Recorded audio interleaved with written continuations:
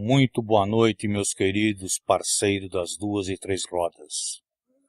Através da nossa especialíssima rádio Viagem do Rock, estamos ligando os motores de mais um programa da série Na Estrada com o Marcão. Eu devo dizer que esse programa é de minha total e restrita responsabilidade e conta com a direção, supervisão técnica e mixagens do grande, do imenso Roberto Leal. Gente, apesar do grande circo chamado Congresso Nacional, com apresentações especiais do Palhaço Temer, a gente tem que procurar continuar, remar, para ver se um dia essa porra muda para melhor, entendeu? Porque uma coisa é verdade, não tem muita diferença entre aquele cara, um manezinho, que entra no mercado, na lancheria ou no boteco e rouba um chocolatinho, uma bala, um drops, um doce, né? E o político que desvia milhões. É só uma questão de quantidade, porque o delito é o mesmo. Então não se engane, gente. A gente tem que fazer a parte que cabe a gente. Porque senão, aí a coisa degringola de vez. Já tá degringolando, né? Vamos ver se a gente segura a onda e faz essa porra virar um país. Bom, gente, é o seguinte. Hoje eu vou continuar a falar sobre dicas e toques sobre condução de motocicletas, viagens em grupos, sobre capacetes, pneus e outras coisinhas mais voltadas à segurança e à boa manutenção da motoca. Então, já que ninguém se manifestou em contrário, vamos a isso. Quando um motociclista pensa em viajar em grupo, é sempre bom se fazer um briefing, promover um bate-papo antes, né? Para deixar as coisas bem explicadas e combinadas, para que nada estrague o prazer do grupo ao pegar a estrada, de fazer uma viagem, um passeio legal. E isso está intimamente ligado à segurança. Na estrada, duas ou mais motos não devem dividir a mesma faixa da estrada, da mesma pista, melhor dizendo. Não deve andar lado a lado. O ideal é que a formação do grupo seja em duas filas indianas e paralelas, com as motos intercaladas, evitando-se assim o emparelhamento. Também deve-se manter uma distância mínima de segurança entre as motos, que essa distância deve ser proporcional à velocidade imprimida. Cada participante do grupo deve preferencialmente estar sempre visualizando a motocicleta que vai à sua frente e a que vem atrás. Desse modo, evita-se surpresas e evita-se também a dispersão do grupo ou de parte dele. Deve-se ter sempre em mente que o companheiro que vem atrás não poderá saber quando se vai frear até ver a luz do freio da moto que vai à frente, quando ela se acende. Portanto, é bom facilitar e, sempre que for possível, dar uma ou duas beliscadas no freio antes de se frear propriamente, e isso poderá evitar acidentes e sustos. Quando estiverem viajando duas ou três ou mais motos, a moto que vai na frente deverá estar sempre do lado esquerdo da pista para ter melhor visão quando estiver preparando uma ultrapassagem. Quem vem logo atrás não deve ultrapassar a moto da frente, próximo de uma ultrapassagem de preferência, né? Quando a moto da frente for ultrapassar um outro veículo, a moto que vai atrás não deve se aproximar ou ficar lado a lado, porque a atenção do piloto da frente estará no trânsito no sentido oposto, e é bem provável que ele não perceba outra moto entrando pela esquerda ou até pela direita dele.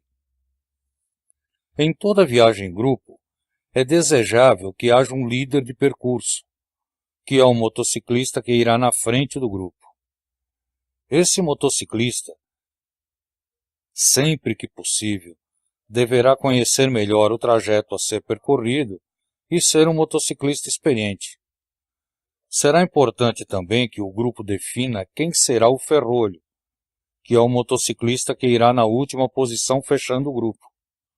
O ferrolho deverá ter moto com bom desempenho comparada com as demais motos do grupo, e ser experiente também, pois a ele caberá zelar pela unidade do grupo, evitando que ocorra espaçamento acentuado entre as motos, avançar de sua posição até o líder do percurso, caso precise avisá-lo de alguma emergência ou qualquer alteração do que foi previamente acertado para a viagem. Além de orientar, melhor dizendo, o grupo quanto ao seu correto posicionamento na faixa de rolamento. Ele vai ser o orientador. De vez em quando precisar dar um toque, dar um puxãozinho de orelha e tal. Então é nessa pegada que a coisa funciona direitinho, sem atropelo e sem surpresa. Nas viagens em grupo, o líder de percurso, via de regra, não deve ser ultrapassado. Porém, em havendo a intenção de um ou mais membros do grupo de dar uma esticada, deverão sinalizar tal procedimento ao líder com uma buzinada ou aceno, e é bom que isso fique combinado antes do início da viagem. Depois, quem deu a esticada deverá retornar à sua posição inicial no grupo ou parar no próximo ponto previamente combinado e esperar o restante do grupo. Ao líder de percurso não é permitido dar uma esticadinha, já que ele é o responsável pela manutenção da velocidade que foi pré-estabelecida pelo grupo. Ou, quando houver algum problema na estrada, diminuir também. Ele é o responsável por isso, então ele não tem o direito da esticadinha. Caso haja necessidade de interrupção ou alteração do percurso, qualquer integrante do grupo poderá se deslocar até o líder ou até o ferrolho para comunicar isso. Agora, um toque sobre pilotagem com bagagem. Na moto podemos levar bagagem basicamente de 3 maneiras. Numa bolsa sobre o banco traseiro, em alforjes ou malas laterais, ou em uma mochila nas costas. Quando usamos uma bolsa sobre o banco do garupa ou no bagageiro, precisamos ter o cuidado de prendê-la bem para evitar que se solte. E para isso o melhor é usar uma aranha, que é a teia, né? É uma rede de elásticos ou sticks com ganchos. Ou então os próprios sticks, que são aqueles extensores de borracha e que são revestidos e são bem elásticos e têm ganchos nas extremidades também, assim como a aranha. Se usamos os alforjes laterais, teremos que ter a atenção de distribuir o peso de forma aproximadamente igual em cada uma das malas para que não pese mais de um lado, o que pode alterar a pilotagem e comprometer a segurança. A moto fica meio pensa, meio guenza, entendeu?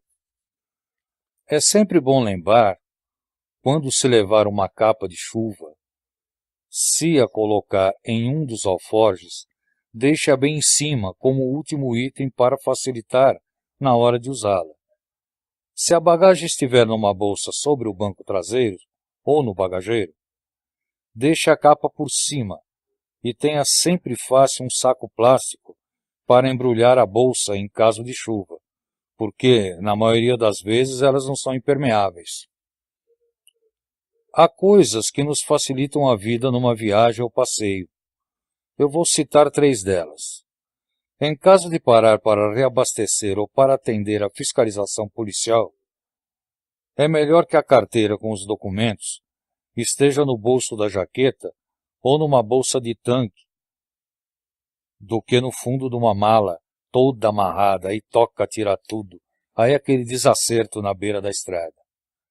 É recomendável se levar uma cópia da chave da moto na viagem, pois em caso de perda, não haverá o perrengue de ter que fazer alguma ligação direta e qualquer coisa assim, né? E é bom que o telefone celular esteja junto ao corpo, quando estiver na estrada, pois em caso de alguma emergência pode ajudar muito e facilitar que seja pego.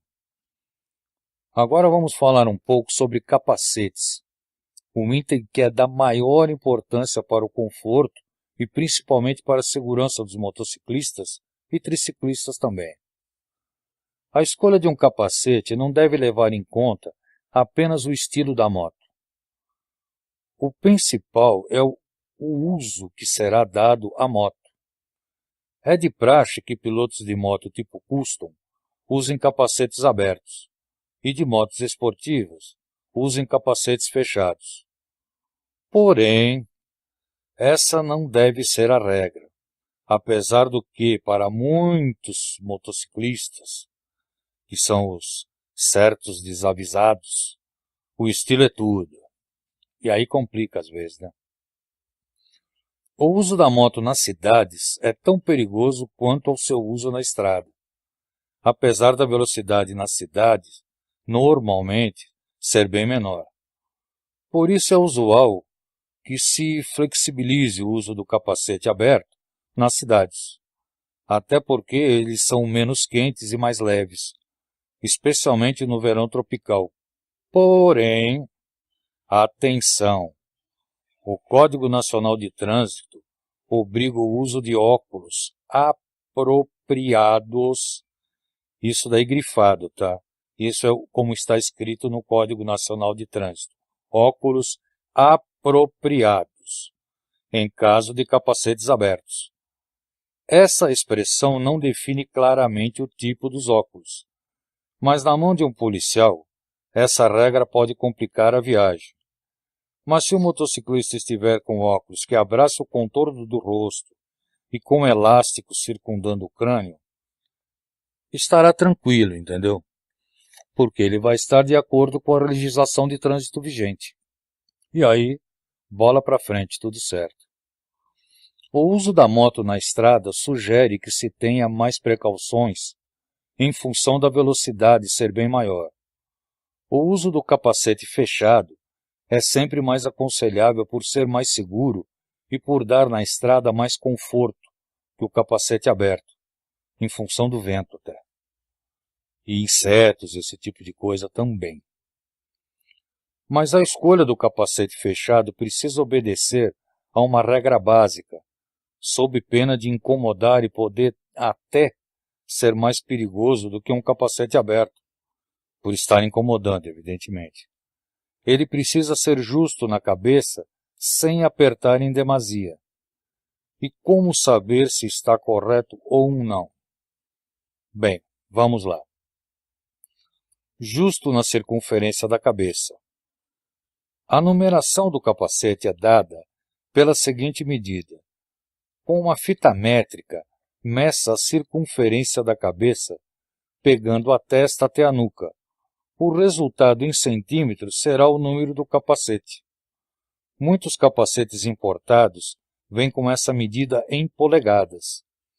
Em casos assim, multiplique a medida em centímetros por 0,393701.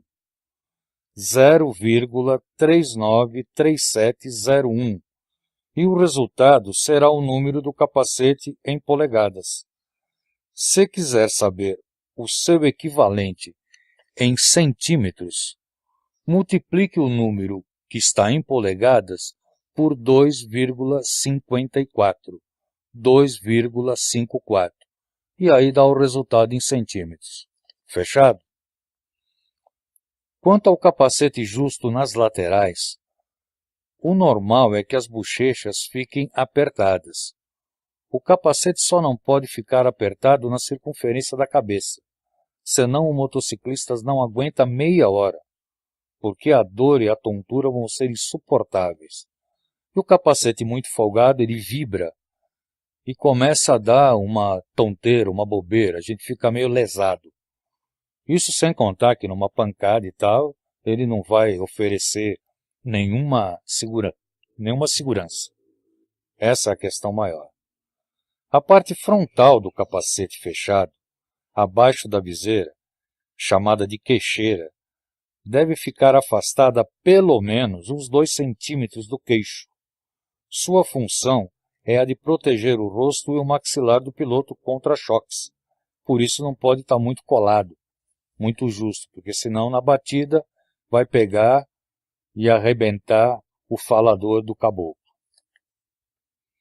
Nos capacetes abertos, a cinta chamada de jugular deve ficar justa abaixo do queixo sem sufocar, devendo fixar o capacete no queixo de baixo para cima e não de baixo para trás. Os capacetes articulados ou escamoteáveis me parece serem os mais versáteis por acumularem as principais vantagens dos capacetes abertos e fechados.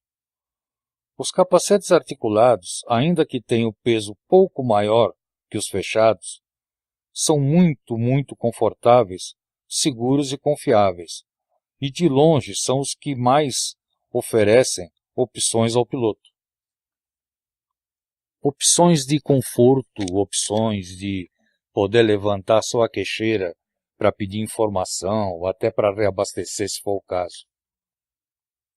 A altura do capacete é a sua medida de cima até as laterais, próximo do ombro. Ser alto é mais seguro, pois em caso de queda, ele se apoiará junto às proteções de ombros da jaqueta ou do macacão, diminuindo o movimento da cabeça para os lados, evitando ou minimizando, pelo menos, possíveis fraturas de coluna cervical.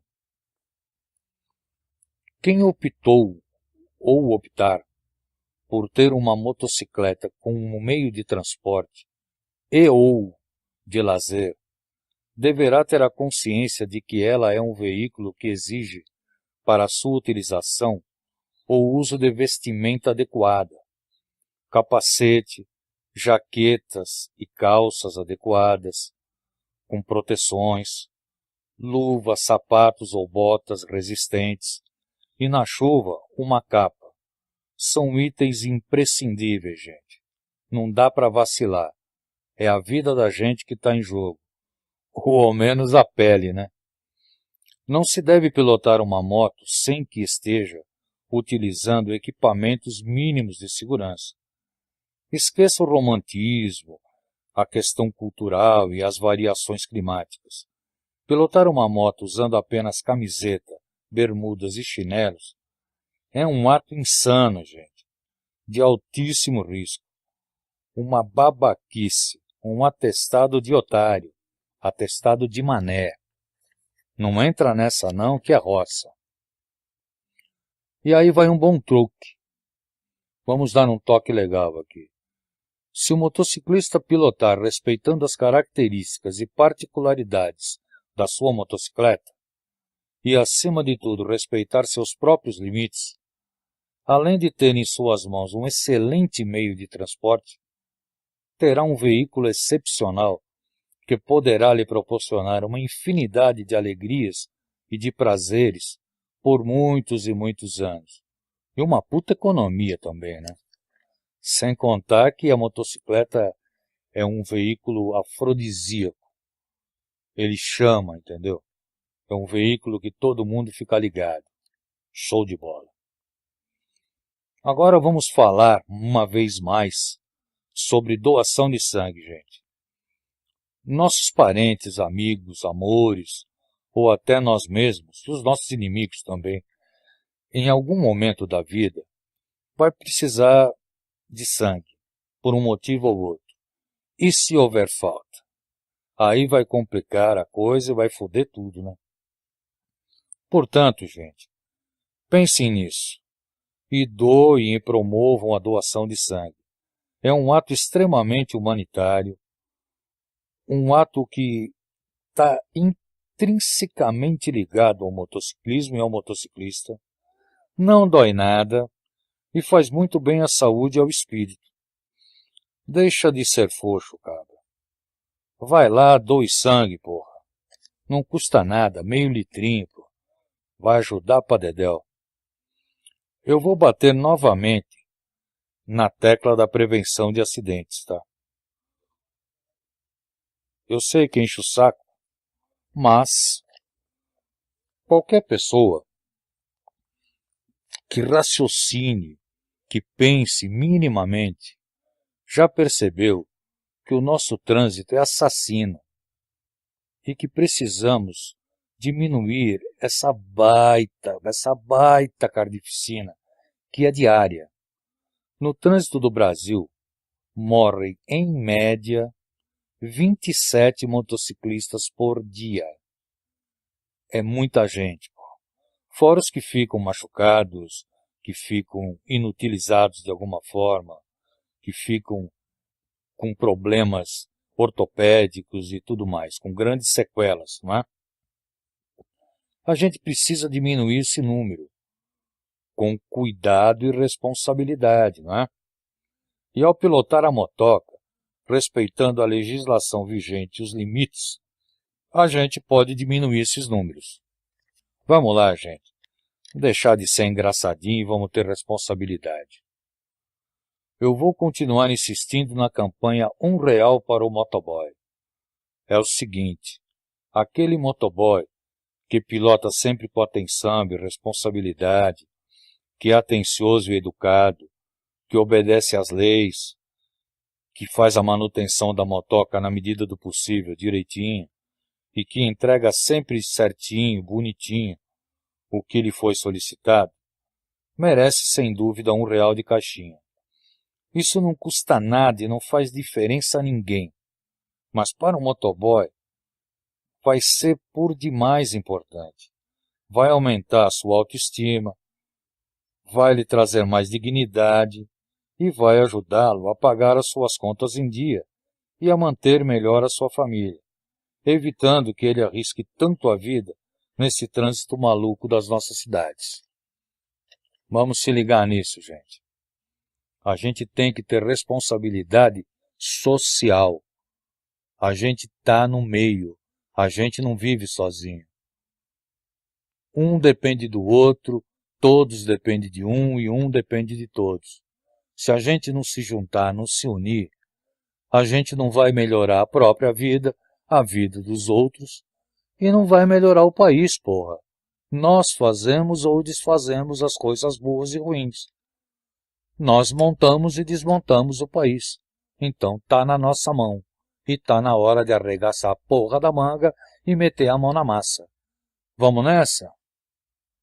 Bom, gente, chegou a hora de pôr a moto no cavalete e de terminar esse programa, que via de regra é reprisado às quintas-feiras, ou melhor, às quartas-feiras, estou ficando louco. É o horário de verão. Ele é reprisado normalmente às quartas-feiras às 22 horas, mas às vezes inverte tudo. Normalmente é isso. O responsável é o Roberto Leal, claro. Normalmente, meus programas são publicados no YouTube, bastando para assisti-los